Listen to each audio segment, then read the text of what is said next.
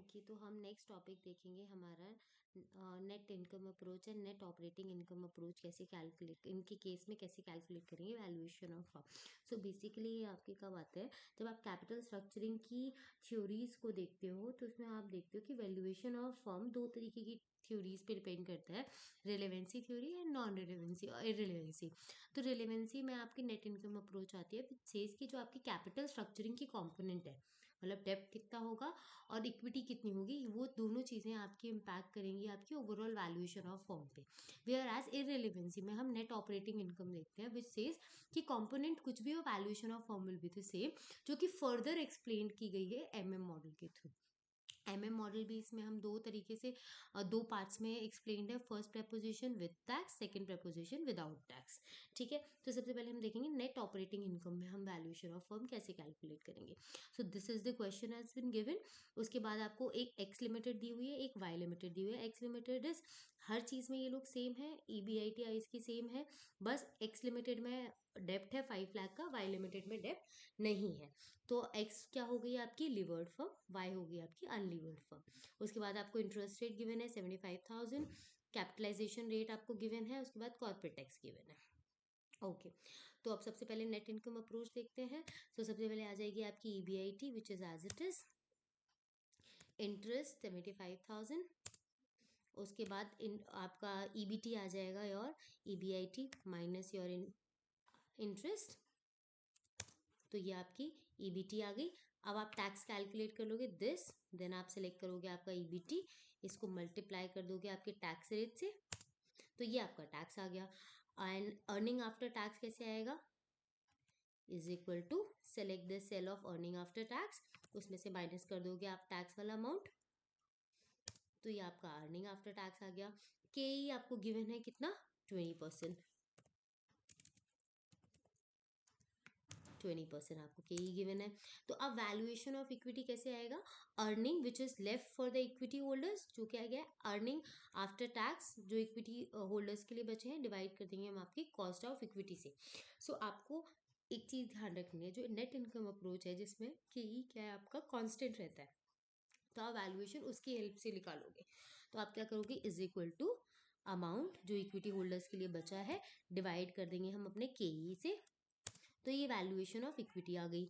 इस केस में आपको पता है डेप्थ तो ऑलरेडी आपका 5 लाख गिवन ही था, जब आप इन दोनों को ऐड कर दोगे तो आपका वैल्यूएशन ऑफ फर्म आ जाएगा, valuation of equity add valuation of dept.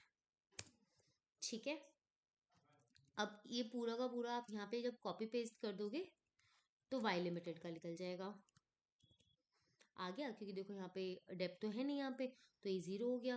Then आपका टैक्स कैलकुलेट कर दिया और आपकी वैल्यूएशन ऑफ डेप्ट आ गई। अब इस केस में क्या करेंगे, अब ये तो हो गया नेट इनकम अप्रोच के अकॉर्डिंग वैल्यूएशन ऑफ फर्म कैसे निकाली है। अब नेट ऑपरेटिंग इनकम में तुम्हें एक बेसिक चीज याद रखनी है कि नेट ऑपरेटिंग इनकम के तरीके दो तरीके से हो सकते हैं। एक, जब टैक्स नहीं होता है तो डिफरेंट वे से हम कैलकुलेट करते हैं। इसमें जहाँ पे हमें टैक्स दिया है तो हम इसमें यूज करेंगे एमएम मॉडल की सेकंड प्रपोजिशन की एक्सप्लेनेशन, जिसमें हम क्या करते हैं, ये देखो ये आपको गिवन है नीचे देखो, प्रपोजिशन पहले valuation of unlevered firm calculate करेंगे with the help of this formula, फिर वैल्यूएशन ऑफ अनलिवर्ड फॉर्म में हम डेप्ट टैक्स शीट को ऐड कर देंगे। ठीक है, तो अगेन ईएटी तक तो सेम ही रहेगा, तो मैं क्या करूंगी ईएटी की तक इसको कॉपी पेस्ट कर देती हूँ, copy and paste, as it is लिख दिया मैंने सब कुछ। अब एक चीज देखो, यहाँ पे आप क्या करोगे, अनलीवर्ड जो फॉर्म है ना आपकी, पहले आप वैल्यूएशन ऑफ फॉर्म उसमें निकालोगे बाय यूजिंग दिस फॉर्मूला। ये जो आपको गिवन है ना, ये मैं आपको कलर करके दिखा रही हूँ, ये देखो ये जो फॉर्मूला गिवन है, इससे आप अनलीवर्ड फॉर्म की वैल्यूएशन निकाल दोगे। So is equal to EBIT multiply करोगे 1 minus tax, okay 1 minus tax bracket close, and अब आप डिवाइड कर दोगे के ई से, तो ये वैल्यूएशन ऑफ फर्म आ गई। तो आप देखोगे अनलीवर्ड फर्म की वैल्यूएशन ऑफ फर्म एनओआई और एनआई में दोनों में सेम आई है, लेकिन लीवर्ड फर्म की कैलकुलेशन चेंज हो जाएगी। यहाँ पे एनओआई अप्रोच में लीवर्ड फॉर्म कैसे निकालेंगे, अनलीवर्ड फॉर्म का वैल्यूएशन प्लस आपकी डेप्ट टैक्स शील्ड। देखो मैं सर्कल कर रही हूँ इस फॉर्मूले को भी येलो से, ये वाला फॉर्मूला, ठीक है। अब डेप्ट टैक्स शील्ड कैसे निकालते हैं, टोटल टैक्स बेनिफिट जो मिल रहा है ड्यू टू डेप्ट, तो आप क्या करोगे, डेप्ट को सेलेक्ट करोगे इनटू में टैक्स, तो डेप्ट इसको मल्टीप्लाई कर दोगे टैक्स रेट से, तो ये टोटल बेनिफिट है जो मिल रहा है क्योंकि आपके पास डेप्ट कंपोनेंट है। तो अब वैल्यूएशन ऑफ फर्म कैसे आएगी, equals to valuation of unlevered firm, add कर दोगे डेप्ट टैक्स शीट को, ठीक है। क्लियर है, ये आ गया। अब देखो यहाँ पे तो वैल्यूएशन ऑफ इक्विटी और वैल्यूएशन ऑफ फर्म सेम ही हो जाएगी।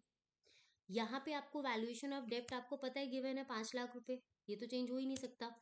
तो डेप्ट of equity, valuation of equity आ जाएगी, कैसे आएगी, valuation of firm minus valuation of डेप्ट, तो वैल्यूएशन ऑफ इक्विटी 4,06,250 आ गई। वेयर एज देखो यहाँ पे डेप्ट इक्विटी वैल्यूएशन ऑफ डेप्ट अलग आया था और यहाँ पे अलग आया, तो यहाँ पे आपके net income approach and net operating income approach differentiate कर जाती है। अब अगर मैं कॉस्ट ऑफ इक्विटी कैलकुलेट करूँ, अच्छा एडिटिंग आप देखोगे अभी अनइवन है, एंड में कर लेंगे, ठीक है। अभी हम क्वेश्चन पे फोकस करते हैं। अब cost of equity in case of net income approach कैसे कैलकुलेट करेंगे, अब सिंपल हम इसके लिए फॉर्मूला लगाएंगे, जो भी आपकी अर्निंग बची है इक्विटी होल्डर्स को, उसको हम डिवाइड कर देंगे वैल्यूएशन से, ठीक है। तो is equal to earning after tax divided by valuation of equity, आ गई ये 24%। सिमिलरली इसको कॉपी पेस्ट करके नीचे लिख देती हूँ, ओके। ये कॉपी पेस्ट क्यों नहीं हुआ, क्योंकि हमने फॉर्मूलाज फ्रीज नहीं किए, कोई बात नहीं। यहाँ पे अगेन हम क्या करेंगे,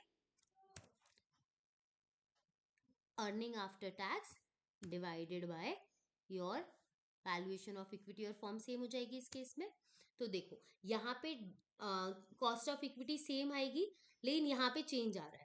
तो बेसिकली आपकी एमएम अप्रोच क्या कहती है कि ये वेरिएशन बहुत ज़्यादा लॉन्ग टाइम तक सस्टेन नहीं करता, क्यों नहीं करता, क्योंकि आर्बिट्राज आते हैं और इस डिफरेंस ऑफ प्राइस के वो बेनिफिट ले जाते हैं और फिर उसको इक्वलाइज कर देते हैं, ये उनकी बेसिक स्टेटमेंट होती है, ठीक है। अब यहाँ पे कॉस्ट ऑफ इक्विटी निकालने का ये फॉर्मूला है, देखो स्टूडेंट्स मैं इसको, ये मैंने साइड में लिखा हुआ है,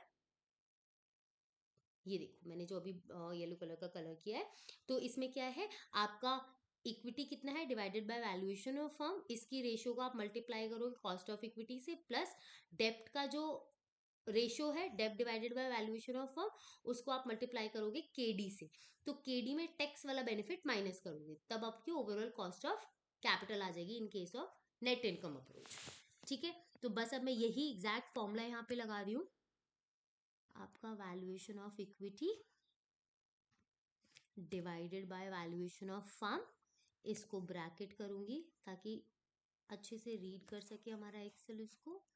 अब मैं इसको मल्टीप्लाई कर दूंगी आपकी कॉस्ट ऑफ इक्विटी से, देन ऐड डेप्ट, आपका डेप्ट कितना है 5 lakh, divided by valuation of firm, अब इसको अगेन मैं ब्रैकेट में डालूंगी क्योंकि मुझे अभी इसको मल्टीप्लाई करना है कॉस्ट ऑफ डेप्ट से,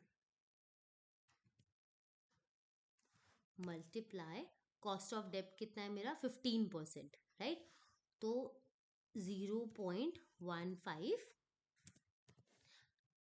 अगेन इसकी भी जो टैक्स बेनिफिट है उसको माइनस करना है, तो टैक्स कितना है आपका 0 पॉइंट, या फिर मैं यहाँ से इसको सेलेक्ट ही कर लेती हूँ। अब इस फॉर्मूले को लगाने से पहले मुझे ध्यान देना है कि क्या मेरे ब्रैकेट्स अप्रोप्रिएट है, क्योंकि अगर ब्रैकेट अप्रोप्रिएट नहीं हुए और कहीं भी फॉर्मूला गलत रीड आउट हुआ तो फिर हमारा आंसर ठीक नहीं आएगा, ठीक है।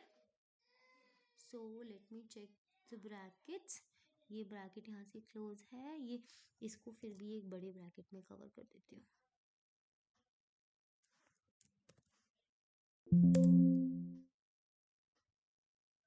ये आ गया आपका ओवरऑल कॉस्ट ऑफ कैपिटल, इसको कॉपी पेस्ट कर दूंगी। अच्छा ये नहीं लगेगा, फ्रीज नहीं किया ना हमने, अच्छा इसमें तो overall cost of capital same ही आ जाएगी, क्योंकि जो आपको इक्विटी लेने की जो कॉस्ट लगी है वही आपकी ओवरऑल कॉस्ट ऑफ कैपिटल हो जाएगी। मेन आपका ये था 16.14%। ठीक है, तो ये स्टेप्स आपको याद करने के लिए पहले आपका थ्योरी का क्लियर होना चाहिए, कॉन्सेप्ट नेट इनकम अप्रोच का, नेट ऑपरेटिंग इनकम अप्रोच का। मैंने कोशिश की है इस वीडियो के थ्रू मैं आपको एक्सप्लेन कर दूं। ऑल दो इसके बाद में एक बार रिविजन वीडियो डालूंगी, उसमें ये चीज़ और भी बेटर क्लियर हो जाएगी, वहां देख के फिर इसे देखोगे तो और भी अच्छे से क्लियर हो जाएगी। ठीक है, जब आपका ये क्वेश्चन हो जाएगा फिर आपको फॉर्मेटिंग ध्यान से करनी है। जैसे कि ये देखो, इसको नो बॉर्डर करके